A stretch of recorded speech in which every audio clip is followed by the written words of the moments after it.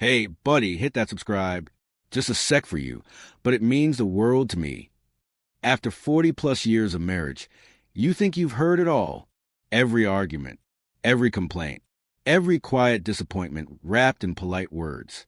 But nothing prepares you for the moment your own wife looks you dead in the eye and tells you you're not welcome at Christmas. Margaret sat across from me at our kitchen table, hands folded like she was about to fire an employee instead of talk to her husband. She wouldn't look up. Not once. Robert, I think it's better if you don't come up to the cottage this Christmas. I laughed at first, not because it was funny, but because my brain straight up refused to process it. Don't come. I said, what are you talking about? She sighed, that slow, heavy sigh I'd been hearing way too often lately. The kids think. Well, we all think it might be easier this year if you stayed home. You've been difficult. That word hit harder than any insult. Difficult. Like I was a broken appliance nobody wanted to deal with anymore. Difficult how? I asked, keeping my voice calm even though something inside me cracked. She finally looked up, using that tone. The one people use when they think they're being patient, but they're really just talking down to you. At Thanksgiving, you went at Trevor about his business ideas. At Emma's birthday, you made that comment about her boyfriend's tattoos. The kids feel like they're walking on eggshells around you. Trevor, 41 years old, divorced, marketing job. Emma, 38, social worker, big heart, good kids. Or at least I thought they were. I was having conversation. I said, Trevor asked what I thought. And you shut him down, Margaret snapped. You always do. Everything has to be your opinion, your judgment, your way. I leaned back in my chair and just stared at her. This was the woman I met back in '79. University of Toronto. Married young. Built a life from scratch. 3 kids. A house in North York. Respectable careers. I worked as a civil engineer for the city for 35 years. Bridges. Infrastructure. The kind of work nobody notices until it fails. I was good at it. Damn good. So that's it? I asked quietly. 43 years, and I'm uninvited from Christmas? It's not forever, she said quickly. Just this year. Everyone needs space. Space. Funny how space always seems to mean distance from me. That night, I didn't sleep. Margaret was out cold beside me while I lay there staring at the ceiling, replaying every Christmas at the cottage. The snow, the fireplace, the kids tearing into gifts, the grandkids running wild in recent years. And now, I was being cut out like I was the problem. The next morning, she was already gone. Book club. There was a note on the counter. Didn't want to wake you. Coffee's ready. I spent the day in my basement workshop, the only place in the house that still felt like mine. Tools everywhere. Half-finished projects.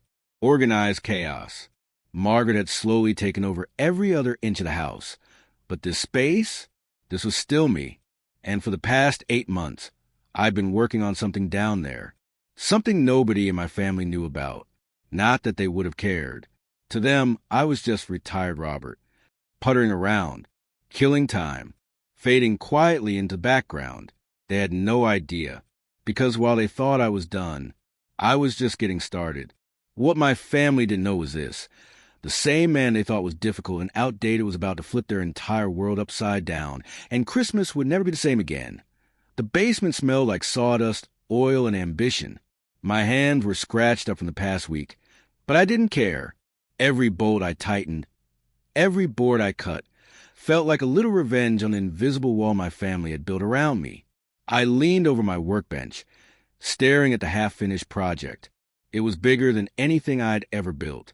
Not a bridge this time. Something that would actually make people stop, stare, and maybe respect me again. Or at least make them rethink what they thought they knew about retired Robert. I heard the front door creak. Footsteps. Margaret's voice floated down the stairs. Robert, what are you doing down there? I didn't answer. I didn't want her to know yet. Not until it was ready. Not until the moment had the biggest impact. She descended slowly, her heels clicking against the wooden steps. You've been down here all day. Don't you ever take a break? Breaks are for people who aren't plotting world domination. I muttered under my breath. She didn't hear it. Good. 8 months. 8 solid months of planning, tinkering, and sneaking supplies from Home Depot without anyone noticing. I'd gotten creative. Amazon boxes disguised as old engine parts, late-night trips when Margaret thought I was at the library, even hiding tools in plain sight in the garage. And now it was almost ready. The secret wasn't just about proving a point. It was about reclaiming my voice, my presence, about showing my family that Robert, difficult Robert, still had fire left in him. I pulled back the tarp. There was glimmering under the single bare bulb hanging from the ceiling. Sleek, shiny, dangerous looking. My magnum opus. A machine so smart, so unexpected.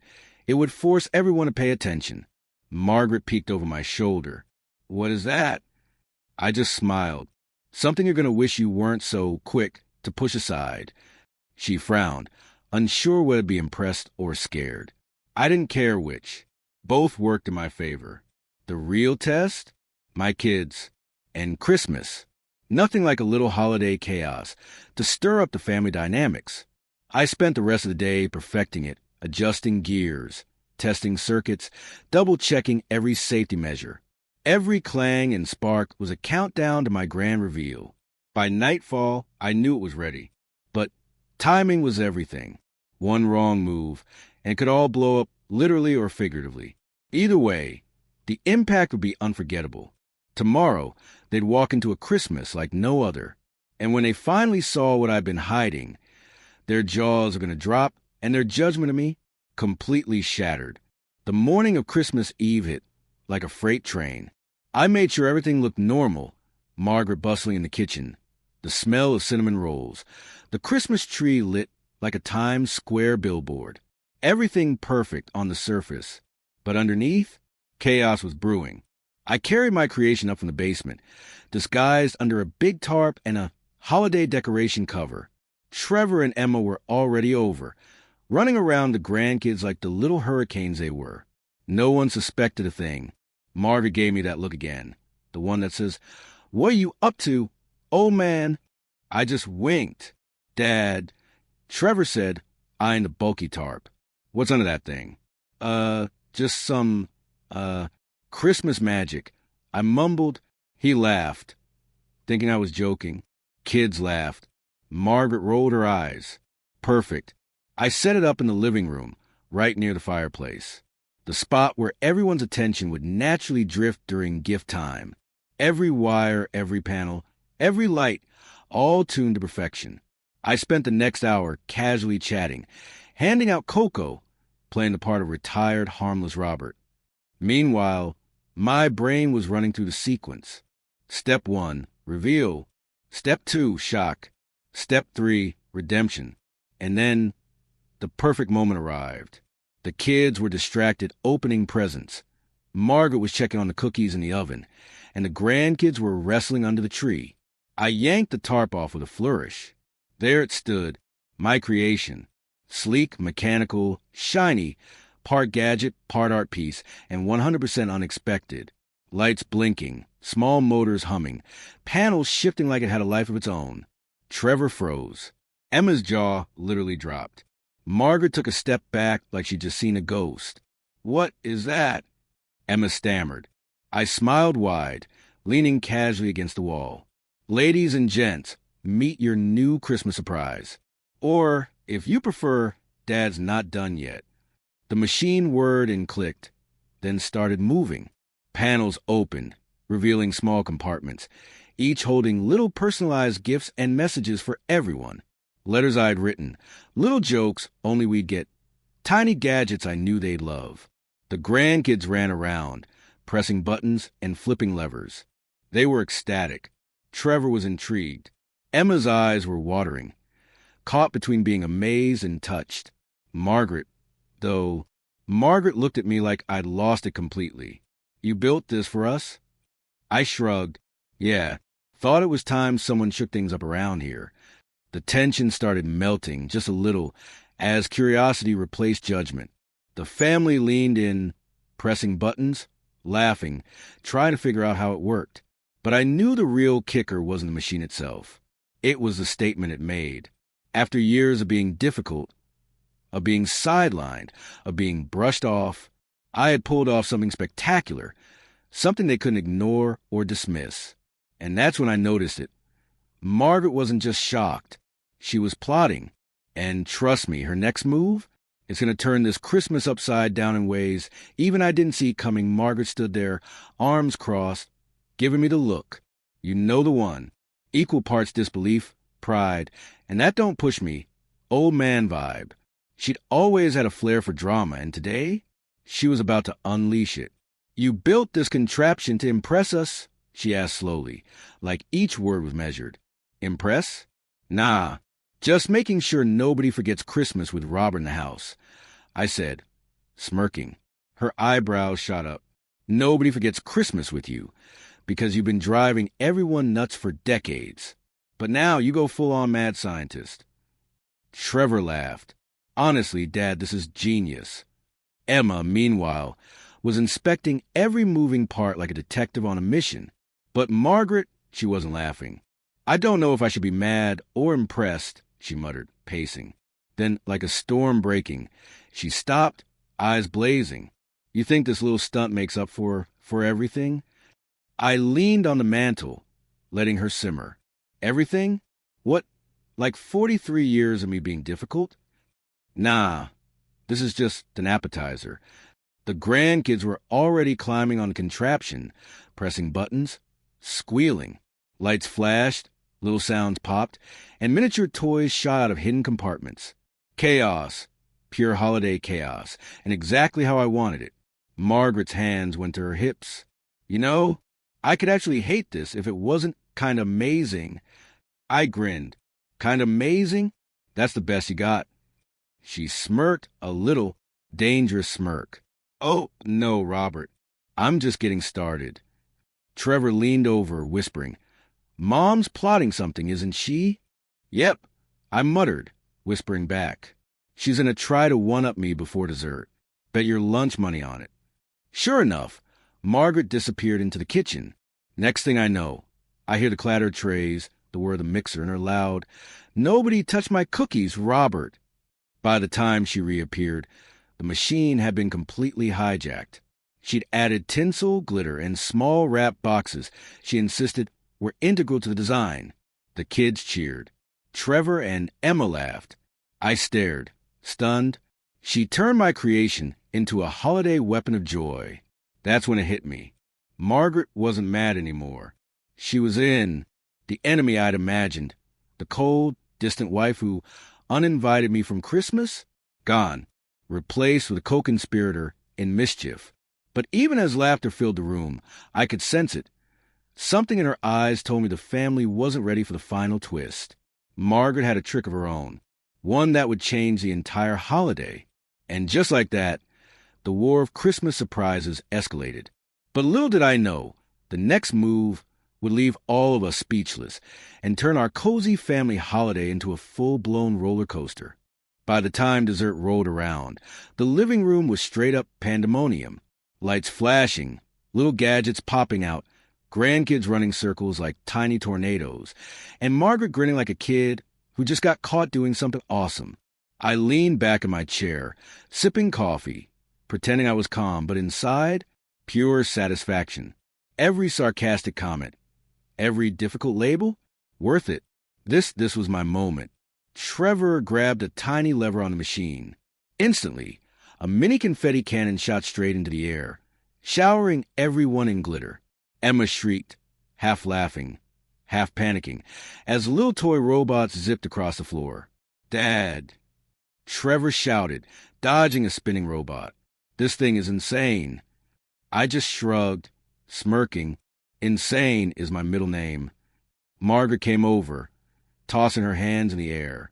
Robert, look at the mess you created. But I kind of love it. The grandkids were climbing all over it, pressing buttons I didn't even know existed. A small compartment popped open, revealing tiny notes I'd written for each family member. Inside, personal messages, jokes, and little challenges, like scavenger hunt clues leading to hidden gifts. Laughter filled the room. Screams, shouts, glitter in everyone's hair. Chaos, yes, but pure joy, too. And then it happened. One of the gadgets misfired. Tiny sparks, a whirring noise louder than usual. Margaret gasped. Trevor froze. Emma jumped back. Even the grandkids stopped mid-laugh. I rushed over, expecting disaster. But instead of breaking, the machine did something magical. It projected a 3D hologram of our family, past and present, laughing, hugging, opening presents from years ago. Every memory I'd cherished, every moment I thought was slipping away. Right there, alive in the air above us, Margaret's jaw dropped. "Oh my God! See," I said, a little smug. Not so difficult after all, huh? Trevor and Emma were speechless. The grandkids stared, mouths wide. And Margaret, well, she looked like she just realized that her difficult husband had outsmarted her in the most epic way. But as we all stared, mesmerized, I noticed something. Margaret wasn't done plotting. Her eyes sparkled with mischief. The kind that said, "You think this is the end?" Not even close. The machine had stolen the show, sure. But the real Christmas magic? The unpredictable, unstoppable family chaos that Margaret and I had just ignited? That was about to hit full throttle. Because Christmas wasn't just chaotic. It was alive. And the next move? It would test every ounce of patience, humor, and love this family had, and nobody would see it coming by late afternoon. The living room looked like a scene from a holiday action movie. Confetti in the corners, little robots buzzing across the floor, holographic family memories floating midair, and Margaret still scheming. "You think you won, Robert?" she called out, voice dripping with mock menace. "This is just the beginning. Oh, man." I raised an eyebrow, smiling. "Oh, yeah? Bring it on, boss lady." She grinned, then disappeared into the kitchen again. I knew she was up to something, and I was more than ready. For the first time in years, it felt like Christmas wasn't just about tradition. It was about us, a little competitive, a little chaotic, but totally alive. Margaret returned, wielding a plate of freshly baked cookies, each with a tiny explosive popper inside. She set them down on the table, smirking, careful one bite, and boom! Trevor laughed nervously. "Mom, what are you doing?" Emma rolled her eyes, but even she was grinning. The grandkids were circling, curious. I could see the gears turning in their little minds, wondering what might happen next. I bit into a cookie, careful to avoid sparks, and pretended to be shocked. Sparks flew, lights blinked, confetti shot out.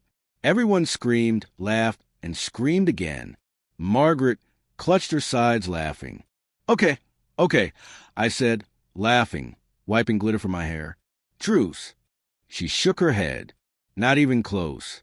But you've earned some respect, old man." That's when it hit me.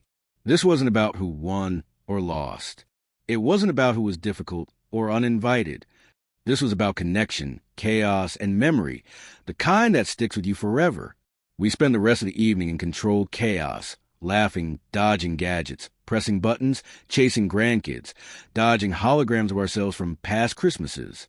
It was messy, loud, perfect. Margaret leaned over and whispered, "You really pulled it off. I underestimated you." I grinned. "Yeah. Well, never underestimate the difficult guy at Christmas." By the end of the night, the machine had done its magic, reconnecting everyone, sparking laughter, creating memories stronger than any tension we'd carried. Margaret and I shared a knowing glance, competitive sparks still flying. But for the first time in years, we were on the same team. And as I watched Trevor and Emma round up the grandkids for one last scavenger hunt the machine had set up, I realized something. Being difficult wasn't a curse. Sometimes it was exactly what was needed to shake things up and make a Christmas unforgettable. The night ended with chaos, laughter, and a house full of glitter, robots, and holograms. But deep down, I knew one thing. Next Christmas, Margaret and I were officially at war again, and nobody in the family would ever see it coming.